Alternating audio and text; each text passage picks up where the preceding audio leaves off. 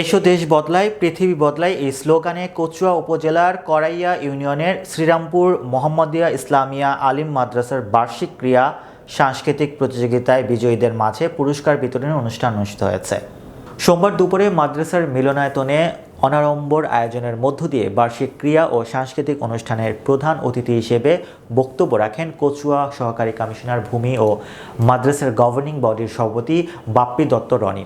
মাদ্রাসার অধ্যক্ষ মাওলানা নুরুল আলম মজুমদারের সভাপতিত্বে ও সহকারী অধ্যাপক মাওলানা কবির হোসেন মুন্সির পরিচালনায় উদ্বোধনী বক্তব্য রাখেন বিশিষ্ট ব্যবসায়ী সমাজসেবক আলহাজ হারুনুর রশিদ মিয়া, উপজেলা academic supervisor AKM Sohel Rana, মাদ্রাসার উপাধ্যক্ষ মুনির হোসেন, সিনিয়র শিক্ষক মাস্টার সিরাজুল ইসলাম। এলাকাবাসীর পক্ষ থেকে বক্তব্য রাখেন জাহাজ আলম, আফাজ উদ্দিন মানিক সহ আরও অনেকে। মাদ্রাসার ভূমিদাতা মরহুম ইদ্রিস মৌলভী পরিবারের পক্ষ হতে ক্লাস 1 থেকে আলিম পর্যন্ত মেধাবী শিক্ষার্থীদের বিশেষ পুরস্কার প্রদান করা হয়। এ সময় এলাকার গণ্যমান্য ব্যক্তিবর্গ, মাদ্রাসার শিক্ষক শিক্ষিকা, অভিভাবকগণ উপস্থিত ছিলেন। মাদ্রাসার বার্ষিক ক্রীড়া ও সাংস্কৃতিক প্রতিযোগিতা অনুষ্ঠান শেষে বিজয়ীদের মাঝে পুরস্কার বিতরণ করেন অতিথিবৃন্দ।